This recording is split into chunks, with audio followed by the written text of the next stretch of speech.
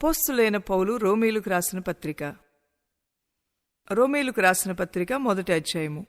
యేసుక్రీస్తు దాసుడును అపోస్తలుడుగా నుండుటకు పిలువబడినవాడును దేవుని సువార్త నిమిత్తము ప్రత్యేకింపబడినవాడునైన పౌలు రోమాలో ఉన్న దేవుని ప్రియులకందరికీ, అనగా పరిశుద్ధులుగా ఉండుటకు పిలువబడిన వారికందరికీ శుభమని చెప్పి వ్రాయునది.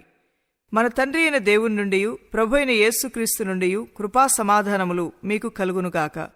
దేవుడు తన కుమారుడును మన ప్రభువునైన యేసుక్రీస్తు విషయమైన ఆ సువార్త పరిశుద్ధ లేఖనముల యందు తన ప్రవక్తల ద్వారా ముందు వాగ్దానము చేసెను.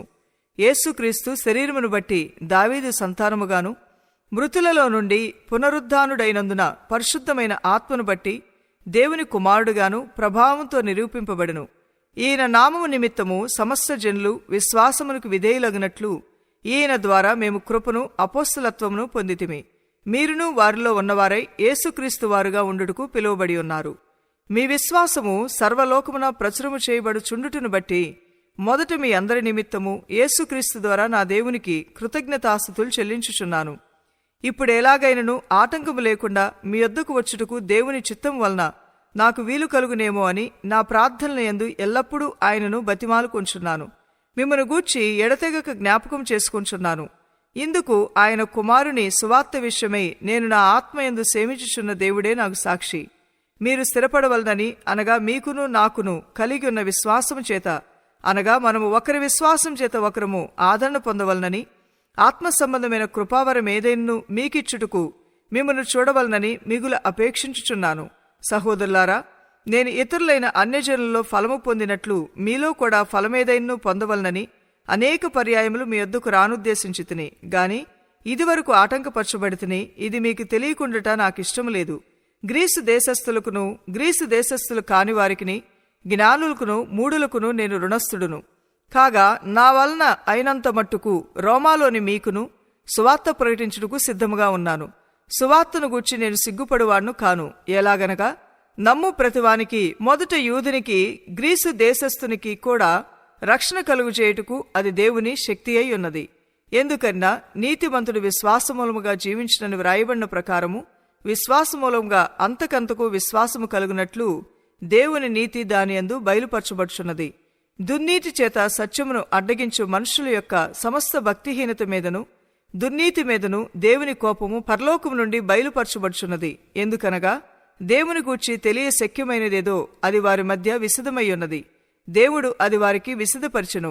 ఆయన అదృశ్య లక్షణములు, అనగా ఆయన నిత్య శక్తియు దేవత్వమును జగదుత్పత్తి మొదలుకొని సృష్టింపబడిన వస్తువులను ఆలోచించుట వలన తేటపడుచున్నవి గనుక వారు నిరత్తులై ఉన్నారు.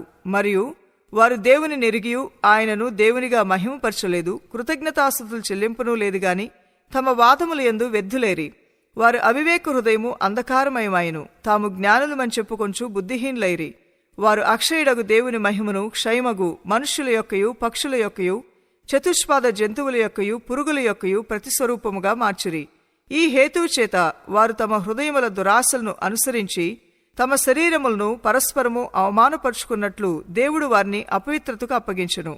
అట్టివారు దేవుని సత్యమును అసత్యమునకు మార్చి సృష్టికర్తకు ప్రతిగా సృష్టమును పూజించి సేవించిరి. యుగముల వరకు ఆయన స్తోత్రార్హుడై ఉన్నాడు. ఆమెన్.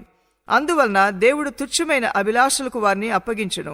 వారి స్త్రీలు సైతము స్వాభావికమైన ధర్మమును విడిచి స్వాభావిక విరుద్ధమైన ధర్మమును అనుసరించిరి. అటువలే పురుషులు కూడా స్త్రీల యొక్క స్వాభావికమైన ధర్మమును విడిచి పురుషులతో పురుషులు అవాచ్యమైనది చేయుచు తమ తప్పిదమునకు తగిన ప్రతిఫలము పొందుచు ఒకరి ఎడ్ల ఒకరు కామతప్తులైరి.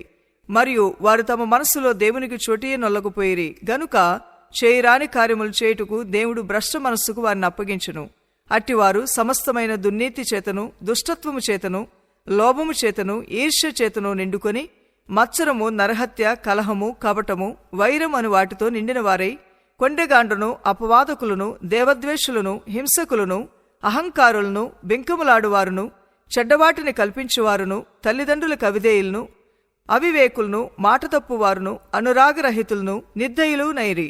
ఇట్టి కార్యములు అభ్యసించువారు మరణమునకు తగినవారు అను దేవుని న్యాయ విధిని వారు బాగుగా ఎరిగియుండియు వాటిని చేయుచున్నారు. ఇది మాత్రమే గాక వాటిని అభ్యసించు వారితో సంతోషముగా సమ్మతించుచున్నారు. రోమీయులకు రాసిన పత్రిక 2వ అధ్యాయము. కాబట్టి తీర్పు తీర్చు మనుషుడా, నీవెవడవైనను సరే నిరత్తురుడివై ఉన్నావు. దేని విషయములో ఎదుటివానికి తీర్పు తీర్చుచున్నావో దాని విషయములో నీవే నేరస్తుడివని తీర్పు తీర్చుకొంచున్నావు. ఏలయనగా తీర్పు తీర్చు నీవును అట్టి కార్యములనే చేయుచున్నావు కావా? అట్టి కార్యములు చేయువారి మీద దేవుని తీర్పు సత్యమును అనుసరించినదే అని ఎరుగుదము. అట్టి కార్యములు చేయువారికి తీర్పు తీర్చుచు వాటినే చేయుచున్న మనుష్యుడా, నీవు దేవుని తీర్పు తప్పించుకుందువని అనుకుందువా?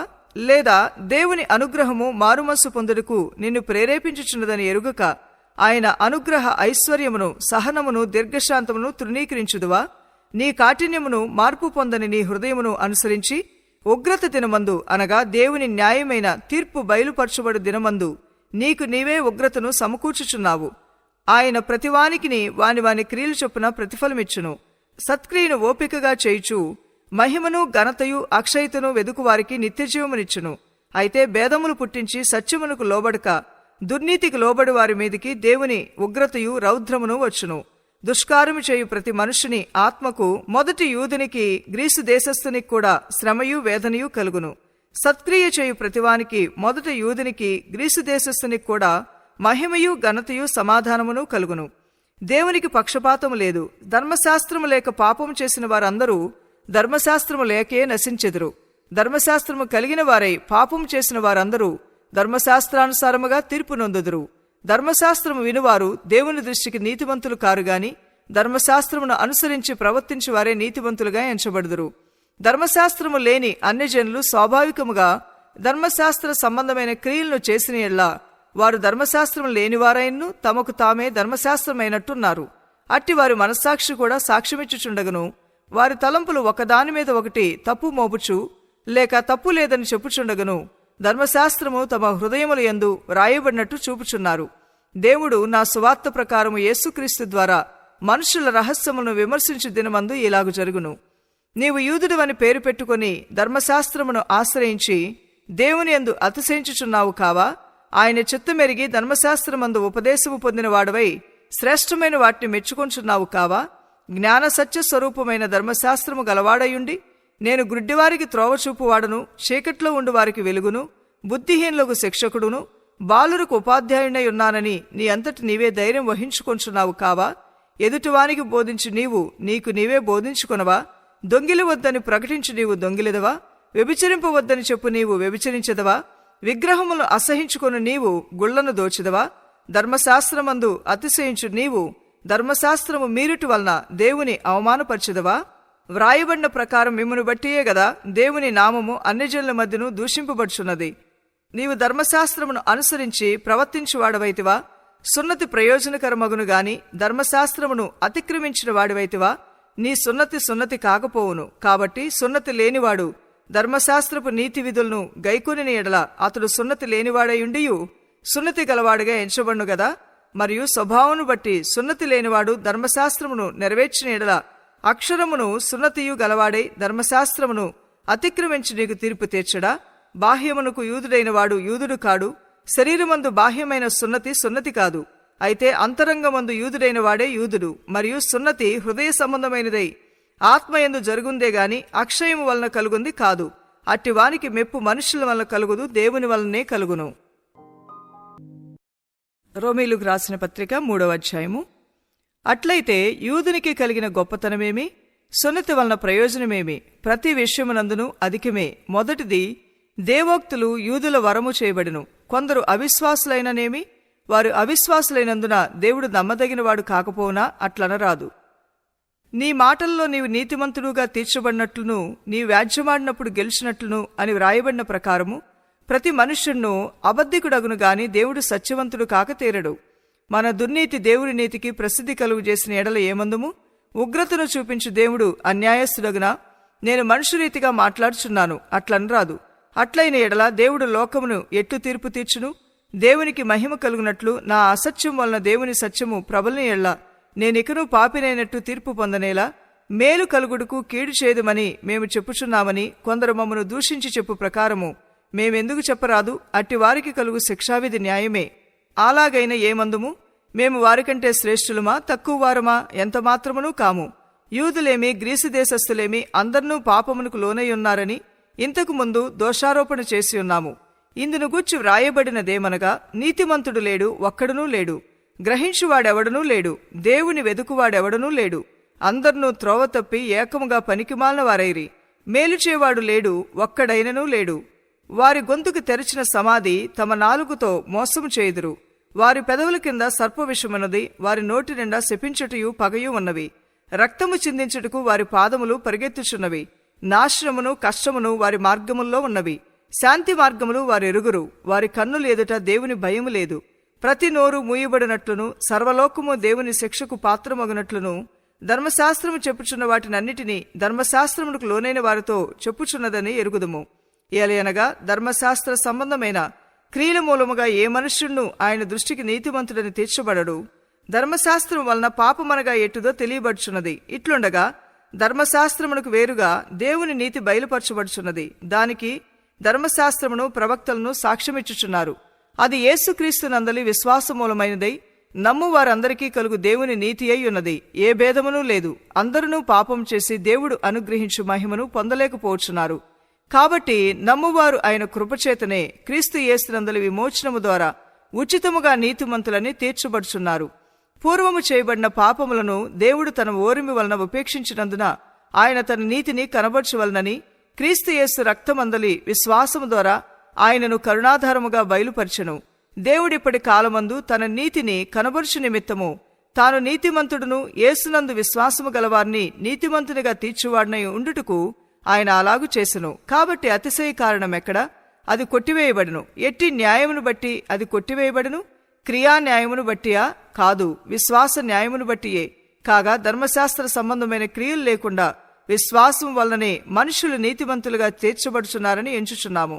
దేవుడు యూదులకు మాత్రమే దేవుడా? అన్యజనులకు దేవుడు కాడా? అవును, అన్యజనులకును దేవుడే. దేవుడు ఒకడే కనుక ఆయన సున్నతి గలవారిని విశ్వాసములముగాను సున్నతి లేని వారిని విశ్వాసము ద్వారాను నీతిమంతులుగా తీర్చును. విశ్వాసము ద్వారా ధర్మశాస్త్రమును నిరర్ధకము చేయుచున్నామా? అట్లని రాదు, ధర్మశాస్త్రమును స్థిరపరచుచున్నాము. రోమీయులకు రాసిన పత్రిక 4వ అధ్యాయము.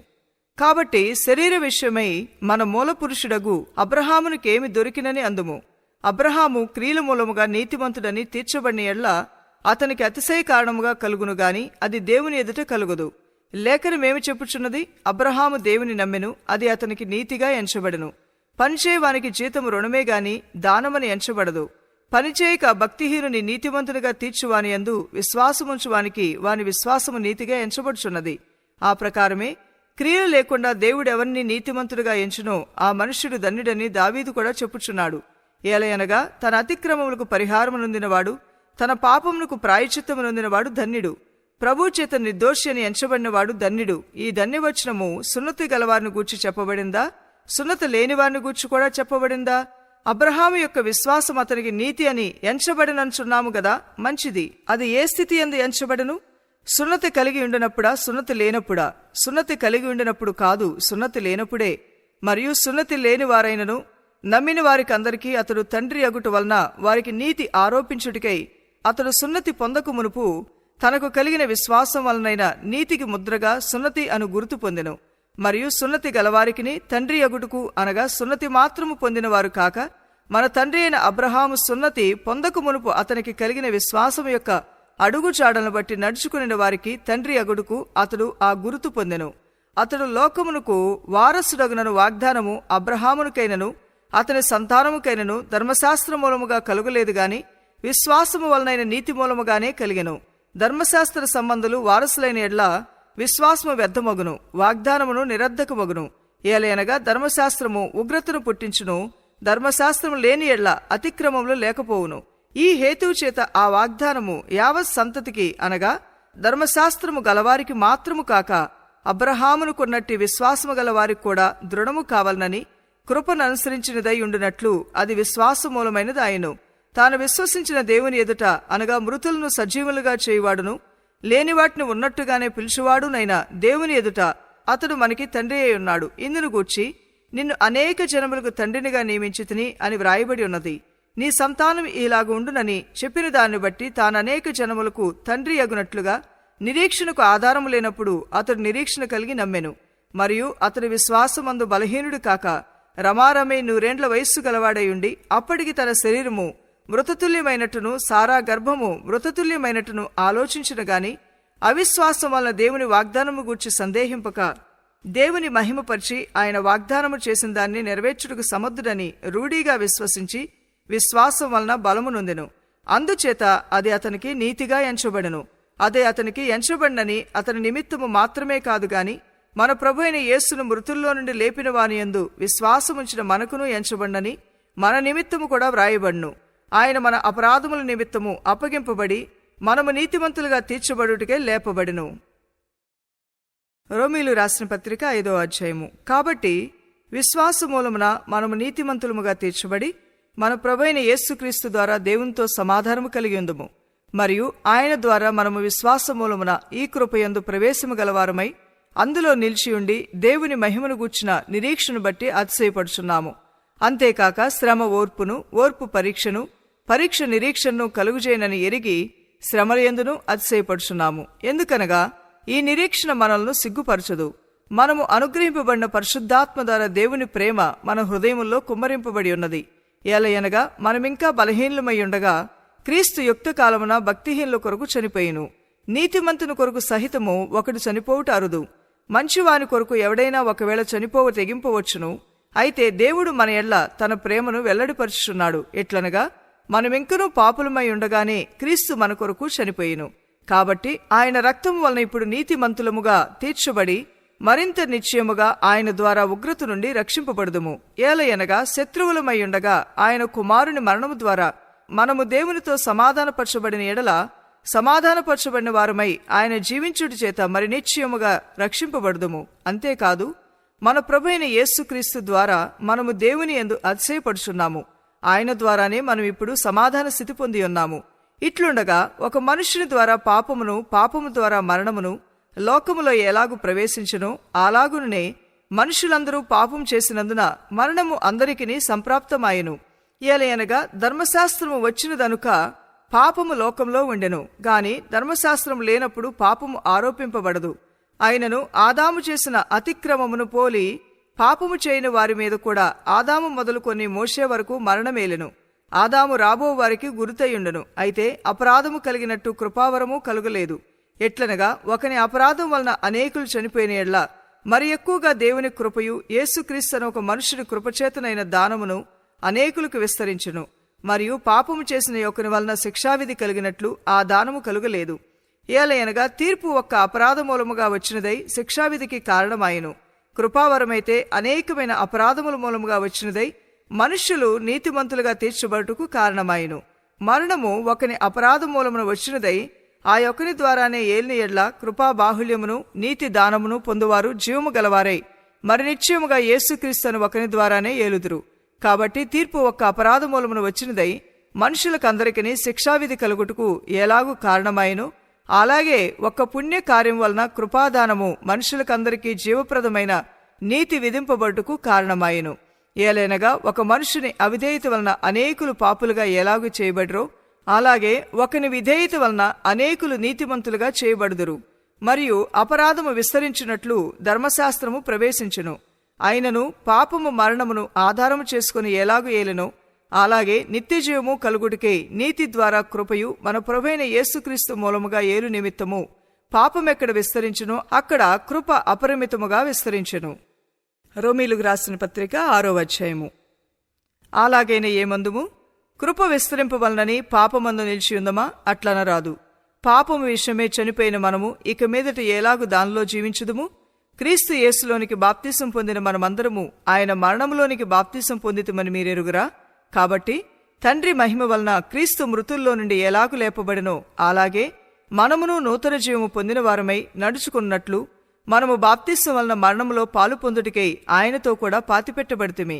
మరియు ఆయన మరణము యొక్క సాదృశ్యమందు ఆయనతో శక్యము గలవారమైన ఎడల ఆయన పునరుద్ధానము యొక్క సాదృశ్యమందును ఆయనతో ఐక్యము గలవారమై ఉందుము. ఏమనగా మనమికను పాపమునకు దాసులము కాకుండుటకు పాప శరీరము నిరర్ధకమగునట్లు మన ప్రాచీన స్వభావము ఆయనతో కూడా సిలువ వేయబడినని ఎరుగుదుము. చనిపోయినవాడు పాప విముక్తుడని తీర్పు పొందియున్నాడు. మనము క్రీస్తుతో కూడా చనిపోయిన ఎడల మృతులలో నుండి లేచిన క్రీస్తు ఇకను చనిపోడనియు మరణమునకు ఇకను ఆయన మీద ప్రభుత్వము లేదనియు ఎరిగి ఆయనతో కూడా జీవింతుమని నమ్ముచున్నాము. ఏలయనగా ఆయన చనిపోటు చూడగా పాపం విషయమే ఒక్కమారే చనిపోయిన గాని ఆయన జీవించుట చూడగా దేవుని విషయమే జీవించుచున్నాడు. అటువలే మీరును పాపము విషయమే మృతులుగాను దేవుని విషయమే క్రీస్తు యేసునందు సజీవులుగాను మిమ్మును మీరే ఎంచుకొనిడి. కాబట్టి శరీర దురాశలకు లోబడినట్లుగా చావునకు లోనైన మీ శరీరమందు పాపమును ఏలనీయకుడి. మరియు మీ అవయములను దుర్నీతి సాధనములుగా పాపమునకు అప్పగింపకుడి. అయితే మృతులలో నుండి సజీవులమనుకుని మిమ్మల్ని మీరే దేవునికి అప్పగించుకొనిడి. మీ అవయములను నీతి సాధనములుగా దేవునికి అప్పగించుడి. మీరు కృపకే గాని ధర్మశాస్త్రమునకు లోనైన వారు కారు గనుక పాపము మీ మీద ప్రభుత్వము చేయదు. అట్లైన ఎడల కృపకే గాని ధర్మశాస్త్రమునకు లోనగు వారము కామని పాపము చేయదుమా? అది అన్నటికీ కూడదు. లోబడుటకు దేనికి మిమ్మల్ని మీరు దాసులుగా అప్పగించుకుందరో అది చావు నిమిత్తముగా పాపమునికే గాని నీతి నిమిత్తముగా విధేయతకే గాని దేనికి మీరు లోబడుదురో దానికే దాసులగుదురని మీరెరుగరా?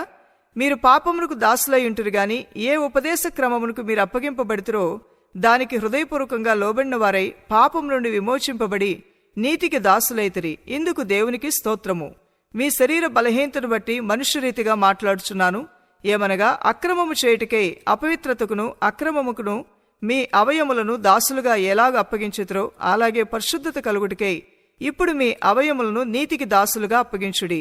మీరు పాపమునకు దాసులై ఉన్నప్పుడు నీతి విషయమై నిర్బంధము లేని వారై ఉంటిరి. అప్పటి క్రియల వలన మీకేమి ఫలము కలిగెను? వాటిని గురించి మీరిప్పుడు సిగ్గుపడుచున్నారు కారా? వాటి అంతము మరణమే. అయినను ఇప్పుడు పాపము నుండి విమోచింపబడిన దేవునికి దాసులైనందున పరిశుద్ధత కలుగుటయే మీకు ఫలము. దాని అంతము నిత్యజీవము. ఏలయనగా పాపం వలన వచ్చు జీతము మరణము, అయితే దేవుని కృపావరము మన ప్రభువైన యేసుక్రీస్తునందు నిత్యజీవము. రోమీయులకు రాసిన పత్రిక 7వ అధ్యాయము. సహోదరులారా, మనుష్యుడు బ్రతికినంత కాలమే ధర్మశాస్త్రం అతని మీద ప్రభుత్వము చేయుచున్నదని మీకు తెలియదా? ధర్మశాస్త్రము ఎరిగిన మీతో మాట్లాడుచున్నాను. భర్త గల స్త్రీ భర్త బ్రతికి ఉన్నంత వరకే ధర్మశాస్త్రం వలన అతనికి బద్దురాలు గాని భర్త చనిపోయిన ఎడ్ల భర్త విషయమై ధర్మశాస్త్రం నుండి ఆమె విడుదల పొందును. కాబట్టి భర్త బ్రతికియుండగా ఆమె వేరొక పురుషుని చేరిన ఎడల వ్యభిచారిణి అనబడును గాని భర్త చనిపోయిన ఎడల ఆమె ధర్మశాస్త్రము నుండి విడుదల పొందిన గనుక వేరొక పురుషుని వివాహం చేసుకునేను వ్యభిచారిణి కాకపోవును. కావున నా సహోదరులారా, మనము దేవుని కొరకు ఫలమును ఫలించినట్లు మృతులలో నుండి లేపబడిన క్రీస్తు అను వేరొకని చేరుటికై మీరును ఆయన శరీరము ద్వారా ధర్మశాస్త్రము విషయమై మృతులైతిరి. ఏలయనగా మనము శరీర సంబంధులమై ఉండినప్పుడు మరణార్థమైన ఫలమును ఫలించుటికై ధర్మశాస్త్రము వలనైన పాపేచ్ఛలు మన అవయములలో కార్యసాధకములై ఉండెను. ఇప్పుడైతే దేనిచేత నిర్బంధింపబడితమో దాని విషయమై చనిపోయిన వారమై ధర్మశాస్త్రము నుండి విడుదల పొందితిమి గనుక మనం అక్షరానుసారమైన ప్రాచీన స్థితి గలవారము కాక ఆత్మానుసారమైన నవీన స్థితి గలవారమై సేవ చేయుచున్నాము. కాబట్టి ఏమందుము? ధర్మశాస్త్రము పాపమాయన అట్లనరాదు. ధర్మశాస్త్రం వలననే గాని పాపమునగా ఎట్టిదో నాకు తెలియకపోవును. ఆశింపవద్దని ధర్మశాస్త్రము చెప్పిన ఎడల దురాశయని ఎట్టిదో నాకు తెలియకపోవును. అయితే పాపము ఆజ్ఞను హేతువు చేసుకుని సకల విధమైన దురాశలను నా యందు పుట్టించును. ధర్మశాస్త్రము లేనప్పుడు పాపము మృతము. ఒకప్పుడు నేను ధర్మశాస్త్రము లేకుండా జీవించుచుంటిని గాని ఆజ్ఞ వచ్చినప్పుడు పాపమునకు మరలా జీవము వచ్చును. నేనైతే చనిపోతుని. అప్పుడు జీవార్థమైన ఆజ్ఞ నాకు మరణార్థమైనట్టు కనబడును. ఏలయనగా పాపము ఆజ్ఞను హేతువు చేసుకుని నన్ను మోసపుచ్చి దానిచేత నన్ను చంపెను. కాబట్టి ధర్మశాస్త్రము పరిశుద్ధమైనది, ఆజ్ఞ కూడా పరిశుద్ధమైనదియు నీతిగలదియు ఉత్తమమైనదై ఉన్నది. ఉత్తమమైనది నాకు మరణకరమైన అట్లనరాదు. అయితే పాపము ఉత్తమమైన దాని మూలముగా నాకు మరణము కలుగుజేయుచు పాపము పాపమైనట్టు అగుపడి నిమిత్తము, అనగా పాపము ఆజ్ఞ మూలముగా అత్యధిక పాపముగ నిమిత్తము అది నాకు మరణకరమాయను. ధర్మశాస్త్రము ఆత్మ సంబంధమైనదని ఎరుగుదుము. అయితే నేను పాపమునకు అమ్మబడి శరీర సంబంధినై ఉన్నాను. ఏలయనగా నేను చేయనిది నేనెరుగుదును, నేను చేయి నిశ్చయించున్నది చేయక ద్వేషించున్నదియే చేయుచున్నాను. ఇచ్చయింపనిది నేను చేసిన ఎడల ధర్మశాస్త్రము శ్రేష్టమైందైనట్లు ఒప్పుకొంచున్నాను. కావున ఇకను దాని చేయనది నా యందు నివసించు పాపమే గాని నేను కాదు. నాయందు అనగా నా శరీరమందు మంచిది ఏదియూ నివసింపదని నేనెరుగుదును. మేలైంది చేయవలనని కోరిక నాకు కలుగుచున్నది గాని దానిని చేయుట నాకు కలుగుట్లేదు. నేను చేయగోరు మేలు చేయక చేయగోరని కీడు చేయుచున్నాను. నేను కోరని దాన్ని చేసిన ఎడల దాన్ని చేయనది నా యందు నివసించు పాపమే గాని ఇకను నేను కాదు. కాబట్టి మేలు చేయగోరు నాకు కీడు చేయుట కలుగుచున్నదను ఒక నియమము నాకు కనబడుచున్నది.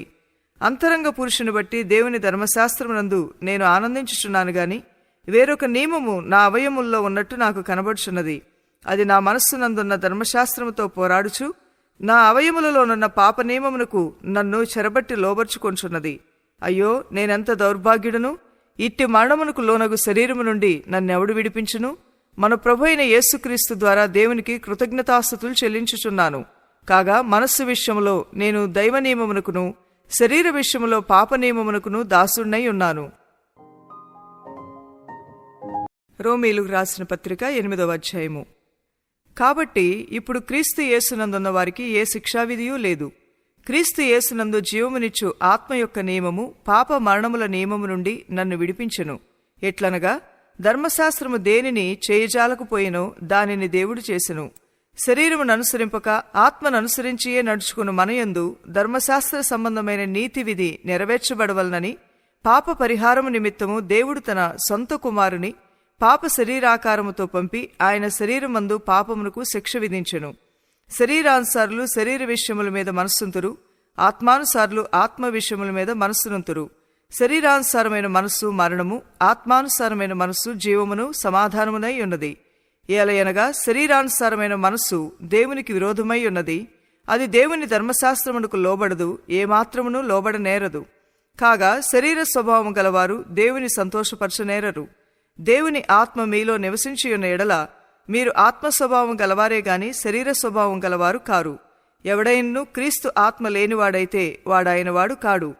క్రీస్తు మీలోనున్న ఎడల మీ శరీరము పాప విషయమే మృతమైనది గాని మీ ఆత్మ నీతి విషయమే జీవము కలిగి ఉన్నది. మృతులలో నుండి యేసును లేపినవాని ఆత్మ మీలో నివసించిన ఎడల మృతులలో నుండి క్రీస్తు యేసును లేపినవాడు చావనుకు లోనైన మీ శరీరములను కూడా మీలో నివసించుచున్న తన ఆత్మ ద్వారా జీవింపజేయును. కాబట్టి సహోదరులారా, శరీరానుసారంగా ప్రవర్తించుటకు మనము శరీరమునకు రుణస్థులము కాము. మీరు శరీరానుసారంగా ప్రవర్తించిన ఎడల చావవలసిన వారయ్యుందురు గాని ఆత్మచేత శరీరక్రియలను చంపిన ఎడల జీవించెదరు. దేవుని ఆత్మచేత ఎందరు నడిపింపబడుదురో వారందరూ దేవుని కుమారులయ్యుందురు. ఏలయనగా మరలా భయపడుటకు మీరు దాస్యపు ఆత్మను పొందలేదు గాని దత్తపుత్రాత్మను పొందితిరి. ఆ ఆత్మ కలిగిన వారై మనము అబ్బా తండ్రి అని మొరపెట్టుచున్నాము.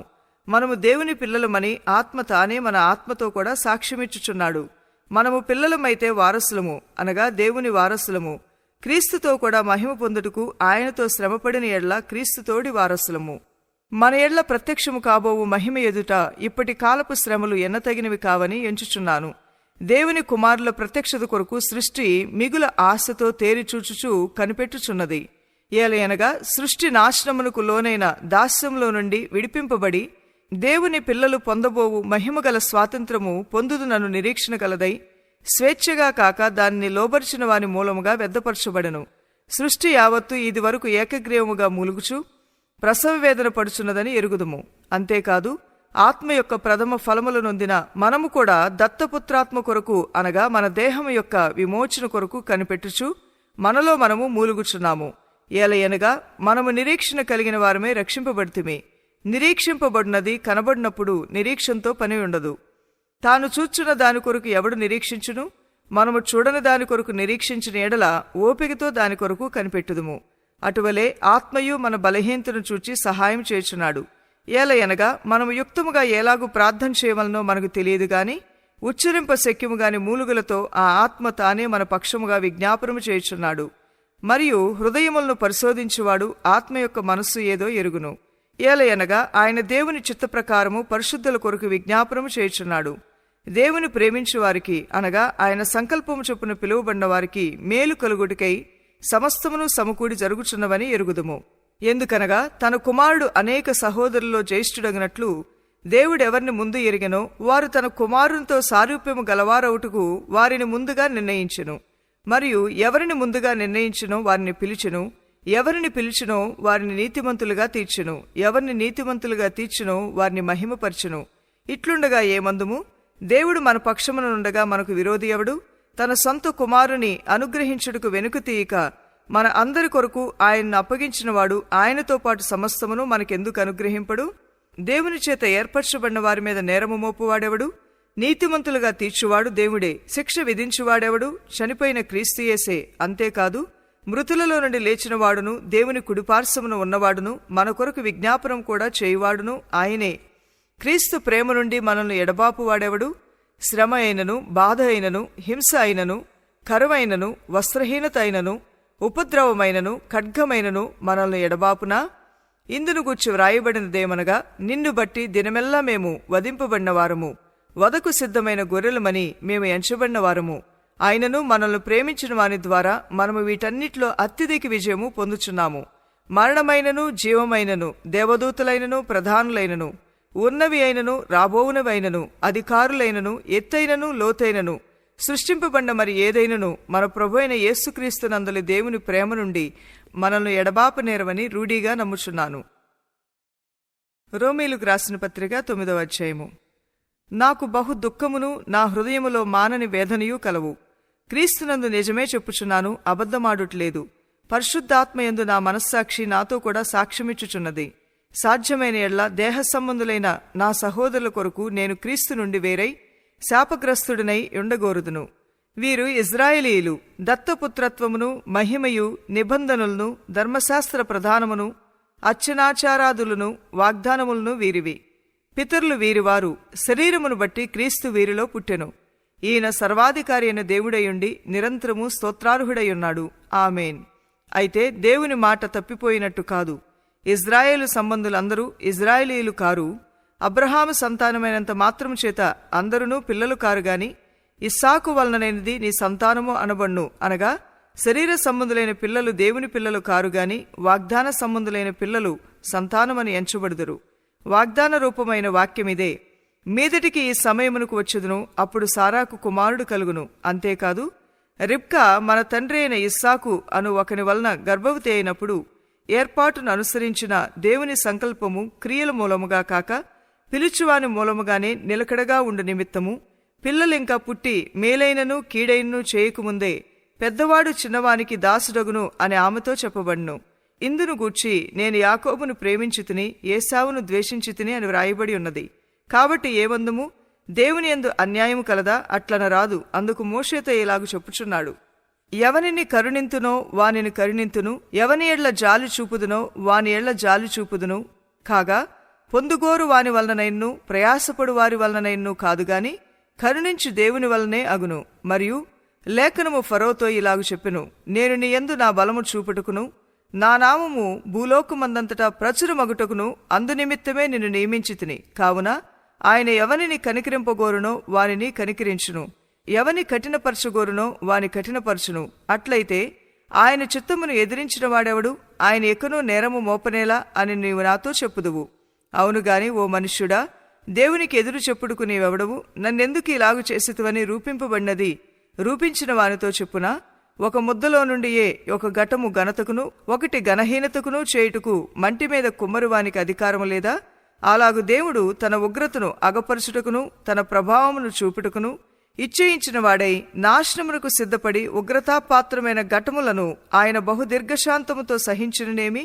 మరియు మహిమ పొందుటకు ఆయన ముందుగా సిద్ధపరిచిన కరుణాపాత్ర ఘటముల ఎడల, అనగా యూదుల్లో నుండి మాత్రము కాక అన్యజనుల్లో నుండి ఆయన పిలిచిన మన ఎడల తన మహిమైశ్వర్యము కనపరచవలనని ఉన్ననేమి? ఆ ప్రకారము నా ప్రజలు కానివారికి నా ప్రజలనియు, ప్రియురాలు కానిదానికి ప్రియురాలనియు పేరు పెట్టుదును. మరియు జరుగునదేమనగా, మీరు నా ప్రజలు కారని ఏ చోటను వారితో చెప్పబడును, ఆ చోటనే జీవము గల దేవుని కుమారులని వారికి పేరు పెట్టబడును అని హోషియాలో ఆయన చెప్పుచున్నాడు. మరియు ప్రభువు తన మాట సమాప్తం చేసి క్లుప్తపరిచి భూలోకమందు దానిని నెరవేర్చును గనుక ఇజ్రాయేలు కుమారుల సంఖ్య సముద్రపు ఇసుకవలే ఉండినను శేషమే రక్షింపబడినని యెషయాయు ఇజ్రాయేలును గూర్చి బిగ్గరగా పలుకుచున్నాడు.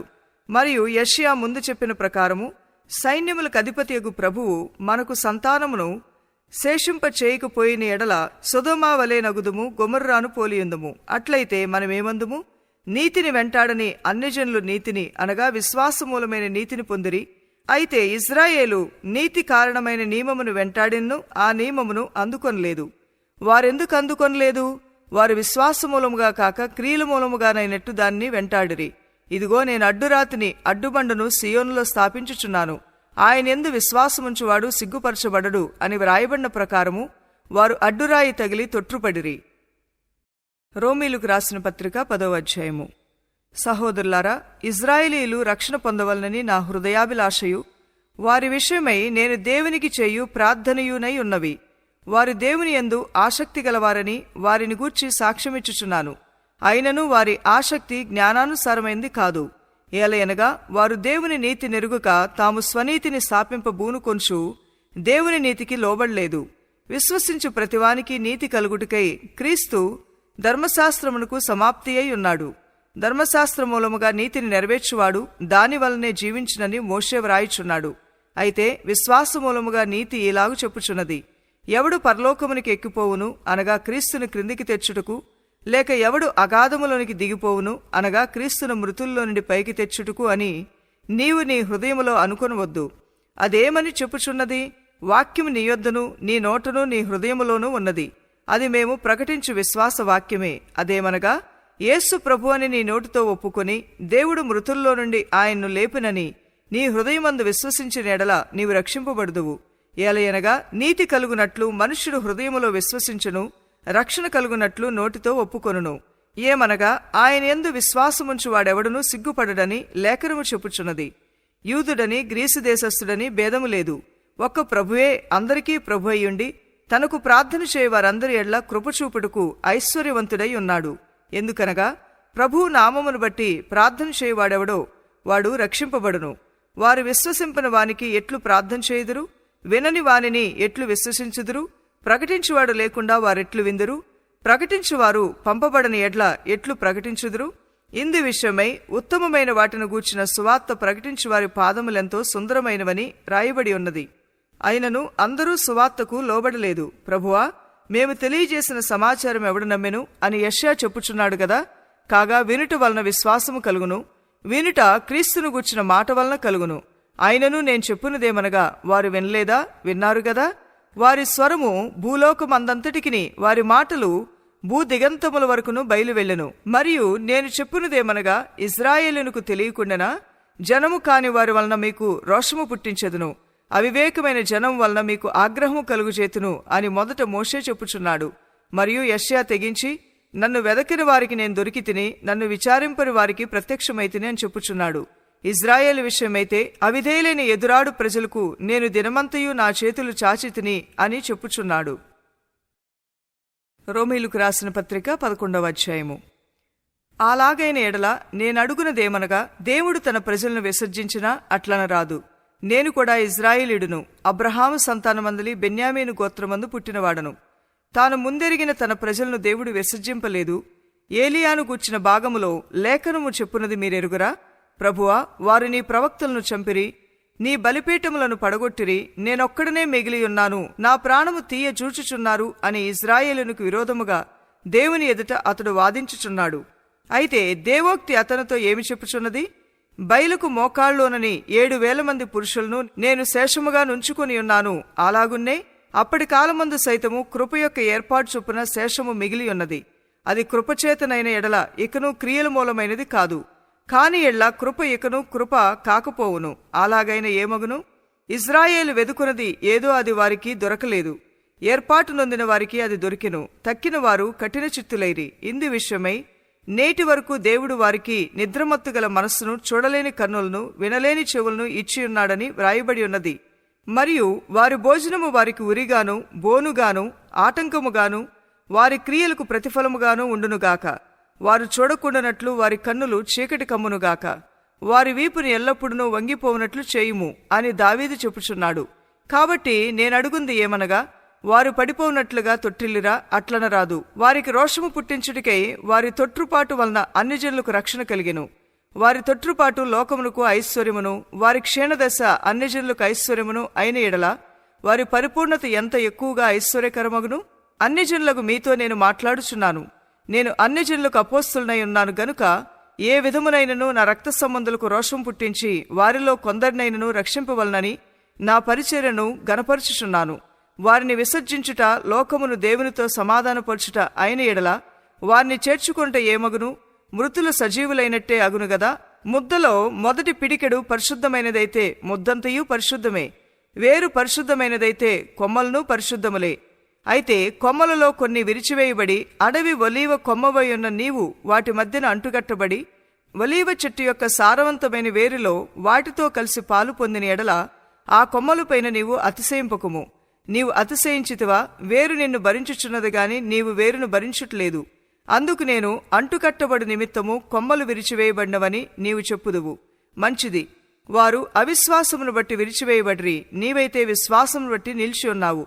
గర్వింపక భయపడుము. దేవుడు స్వాభావికమైన కొమ్మలను విడిచిపెట్టని ఎడల నిన్నును విడిచిపెట్టడు. కాబట్టి దేవుని అనుగ్రహమును కాఠిన్యమును అనగా పడిపోయిన వారి మీద కాఠిన్యమును, నీవు అనుగ్రహ ప్రాప్తుడివే నిలిచి ఉన్న ఎడల నీ మీద ఉన్న దేవుని అనుగ్రహమును చూడుము. అట్లు నిలువని ఎడల నీవు నరికివేయబడుదువు. వారును తమ అవిశ్వాసములో నిలువకపోయిన ఎడల అంటుకట్టబడుదురు. దేవుడు వారిని మరలా అంటుకట్టుడుకు శక్తి గలవాడు. ఎట్లనగా నీవు స్వాభావికమైన అడవి ఒలీవ చెట్టు నుండి కోయబడి స్వాభావ విరుద్ధముగా మంచి ఒలీవ చెట్టున అంటుకట్టబడిన ఎడల స్వాభావికమైన కొమ్మలగు వారు మరి నిశ్చయముగా తమ సొంత ఒలీవ చెట్టున అంటుకట్టబడ్రా? సహోదరులారా, మీ దృష్టికి మీరే బుద్ధిమంతులమని అనుకొనకుండునట్లు ఈ మర్మము మీరు తెలుసుకొనగోరుచున్నాను. అదేదనగా అన్యజనుల ప్రవేశము సంపూర్ణమగు వరకు ఇజ్రాయేలునకు కఠిన మనస్సు కొంతమట్టుకు కలిగెను. వారు ప్రవేశించినప్పుడు విమోచకుడు సియోనులో నుండి వచ్చి యాకోబులో నుండి భక్తిహీనతను తొలగించును. నేను వారి పాపములను పరిహరించినప్పుడు నా వలన వారికి కలుగు నిబంధన ఇదియే అని వ్రాయబడినట్టు ఇజ్రాయేలు జనులందరూ రక్షింపబడుదురు. సువార్త విషయమైతే వారు మిమ్మును బట్టి శత్రువులు గాని ఏర్పాటు విషయమైతే పితరులను బట్టి ప్రియులై ఉన్నారు. ఏలయనగా దేవుడు తన కృపావరముల విషయములోను పిలుపు విషయములోను పశ్చాత్తాపపడడు. మీరు గత కాలమందు దేవునికి అవిధేయులయుండి ఇప్పుడు వారి అవిధేయతను బట్టి కరుణింపబడితిరి.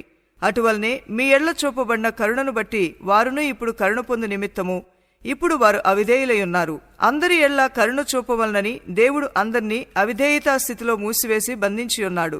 ఆహా, దేవుని బుద్ధి జ్ఞానముల బాహుళ్యము ఎంతో గంభీరము. ఆయన తీర్పులు శోధింపనెంతో అశక్యములు. ఆయన మార్గములెంతో అగమ్యములు. ప్రభు మనస్సు నెరిగిన వాడెవడు? ఆయనకు ఆలోచన చెప్పిన వాడెవడు? ముందుగా ఆయనకిచ్చి ప్రతిఫలము పొందగలవాడెవడు? ఆయన మూలమునను ఆయన ద్వారాను ఆయన నిమిత్తమును సమస్తమును కలిగి ఉన్నవి. యుగ యుగము వరకు ఆయనకు మహిమ కలుగునుగాక.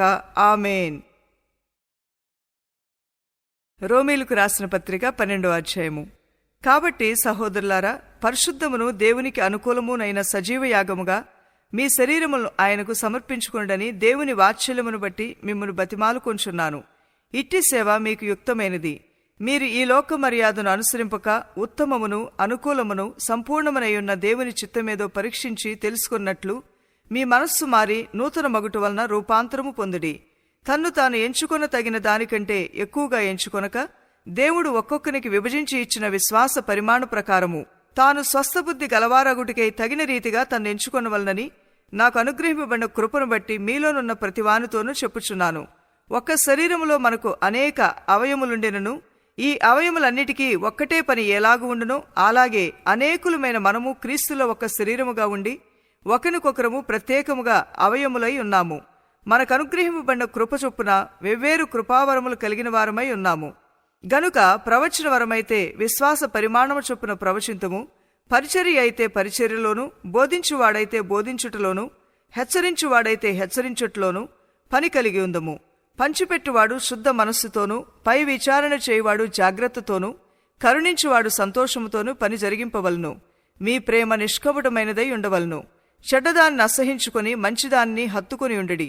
సహోదర ప్రేమ విషయములో ఒకరిని యందొకడు అనురాగము గలవారై ఘనత విషయములో ఒకరినొకడు గొప్పగా ఎంచుకొనిడి. ఆసక్తి విషయములో మాంద్యులు కాక ఆత్మయందు తీవ్రత గలవారై ప్రభువుని సేవించుడి. నిరీక్షణ గలవారై సంతోషించుచు శ్రమయందు ఓర్పు గలవారై ప్రార్థనయందు పట్టుదల కలిగి ఉండడి.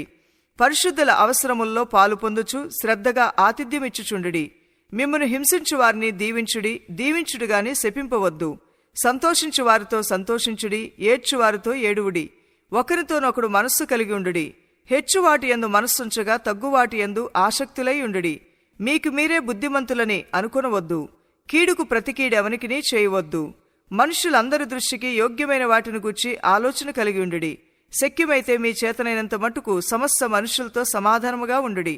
ప్రియులారా, మీకు మీరే పగ తీర్చుకొనక దేవుని ఉగ్రతకు చోటీయుడి.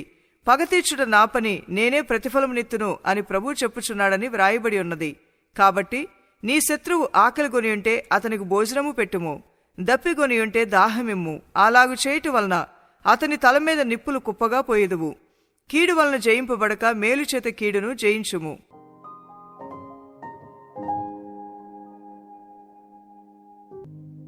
రోమీయులకు రాసిన పత్రిక 13వ అధ్యాయము. ప్రతివాడును పై అధికారులకు లోబడి ఉండవలను, ఏలయనగా దేవుని వలన కలిగింది తప్ప మరి ఏ అధికారమునూ లేదు. ఉన్న అధికారములు దేవుని వలననే నియమింపబడి ఉన్నవి. కాబట్టి అధికారమును ఎదిరించువాడు దేవుని నియమమును ఎదిరించుచున్నాడు. ఎదిరించువారు తమ మీదకి తామే శిక్ష తెచ్చుకొందురు. ప్రభుత్వము చేయువారు చెడ్డ కార్యములకే గాని మంచి కార్యములకు భయంకరులు కారు. నీకు మేలు కలుగుటకు అధికారులు దేవుని పరిచారకులు. వారికి భయపడకు ఉండకోరితవా? మేలు చేయుము, అప్పుడు వారి చేత మెప్పు పొందుదువు. నీవు చెడ్డది చేసిన ఎడ్ల భయపడుము, వారు ఊరకయే ఖడ్గము ధరింపరు. కీడు చేయు వాని మీద ఆగ్రహము చూపుడికే వారు ప్రతీకారము చేయు దేవుని పరిచారకులు.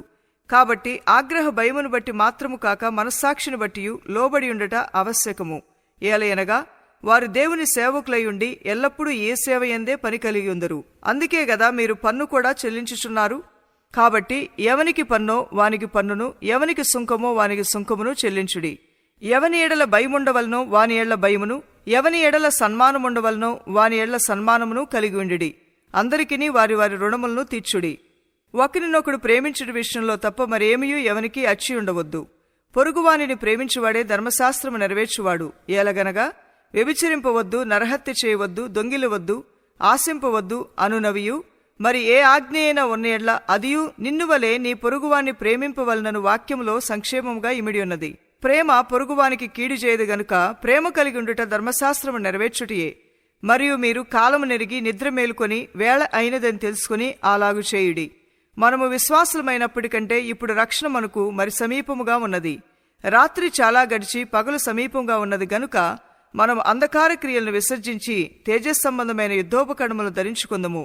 అల్లరితో కూడిన ఆటపాటలైనను మత్తైనను లేకయు, కామ విలాసములైనను పోకిరి చేష్టలైనను లేకయు, కలహమైనను మత్సరమైనను లేకయు, పగటి యందు నడుచుకున్నట్టు మర్యాదగా నడుచుకుందము.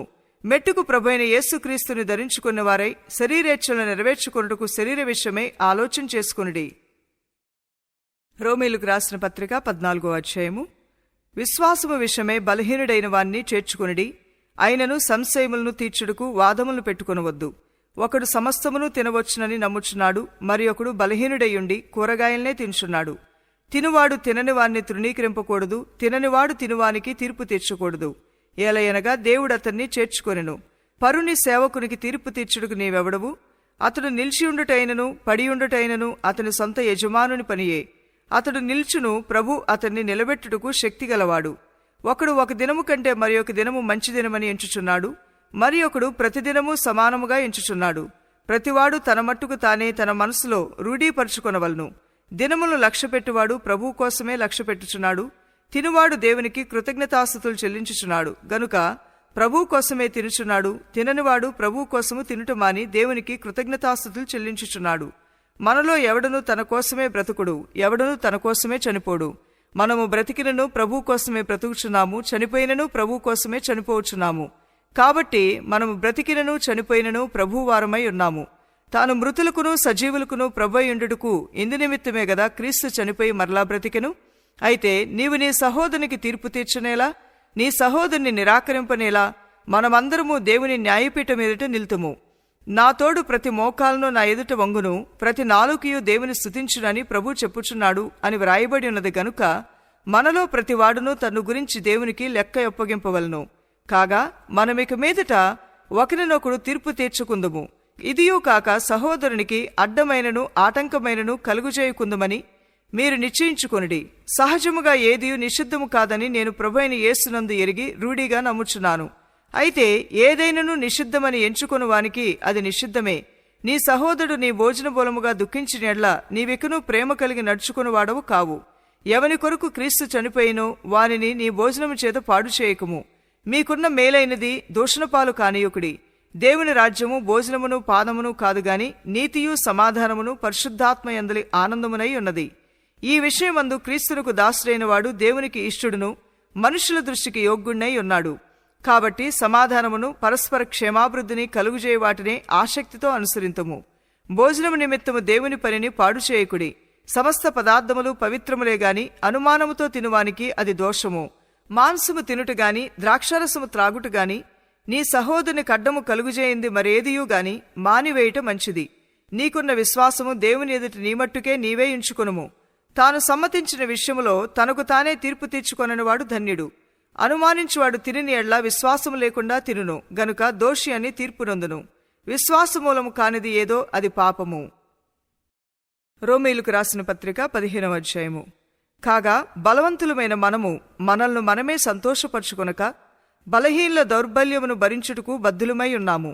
తన పొరుగువానికి క్షేమాభివృద్ధి కలుగునట్లు మనలో ప్రతివాడును మేలైన దానియందు అతన్ని సంతోషపరచవలను.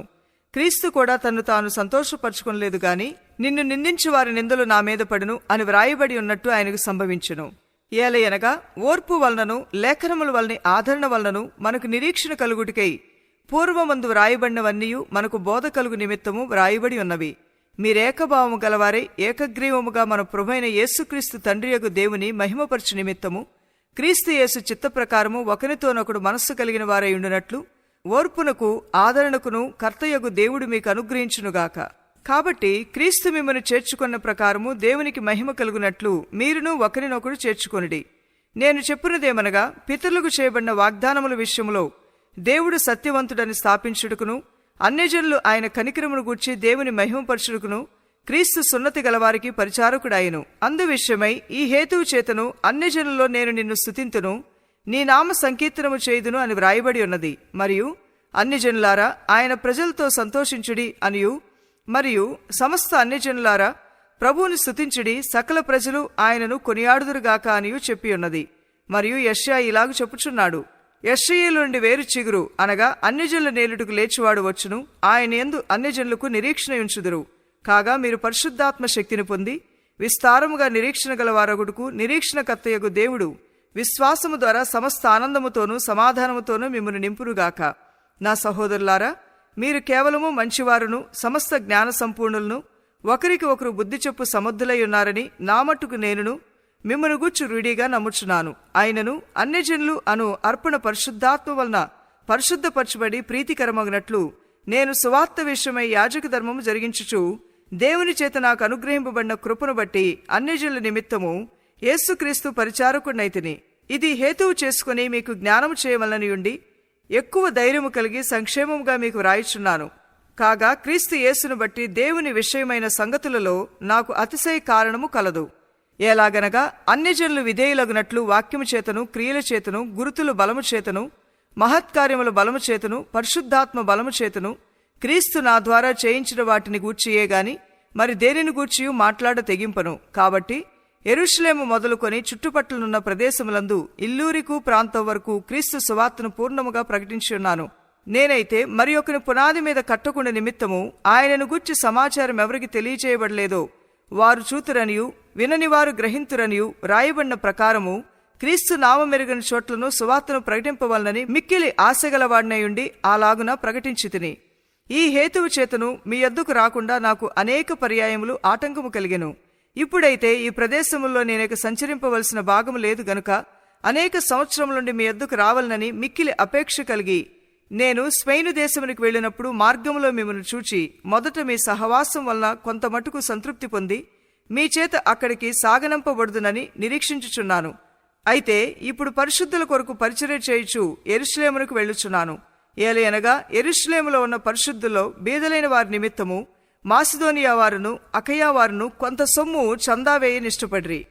అవును, వారిష్టపడి దాన్ని చేసిరి. వారు వీరికి రుణస్థులు. ఎట్లనగా అన్యజనులు వీరి ఆత్మ సంబంధమైన విషయముల్లో పాలివారై ఉన్నారు గనుక శరీర సంబంధమైన విషయముల్లో వీరికి సహాయం చేయబద్దులై ఉన్నారు. ఈ పనిని ముగించి ఈ ఫలమును వారికి అప్పగించి నేను మీ పట్టణముల మీదుగా స్పెయినుకు ప్రయాణము చేతును. నేను మీ యొద్దకు వచ్చినప్పుడు క్రీస్తు యొక్క ఆశీర్వాద సంపూర్ణముతో వత్తునని ఎరుగుదును.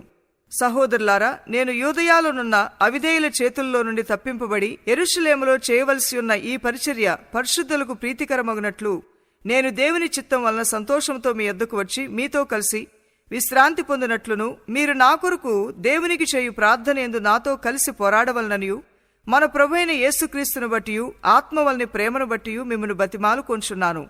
సమాధానకర్తయగు దేవుడు మీకందరికీ తోడయుండునుగాక. ఆమేన్. రోమీయులకు రాసిన పత్రిక 16వ అధ్యాయము. కెంక్రియాలో ఉన్న సంఘ పరిచారకులకు ఫీబే అను మన సహోదరిని పరిశుద్ధులకు తగినట్టుగా ప్రభువునందు చేర్చుకొని ఆమెకు మీ వలన కావలసింది ఏదైనా ఉన్న యెడల సహాయం చేయవలనని ఆమెను గూర్చి మీకు సిఫారసు చేయుచున్నాను. ఆమె అనేకులకును నాకును సహాయురాలై ఉండెను. క్రీస్తు యేసునందు నా జతపని వారైన ప్రిస్కిల్లాకును అకులకును నా వందనములు చెప్పుడి. వారు నా ప్రాణము కొరకు తమ ప్రాణములను ఇచ్చుటికైనను తెగించిరి.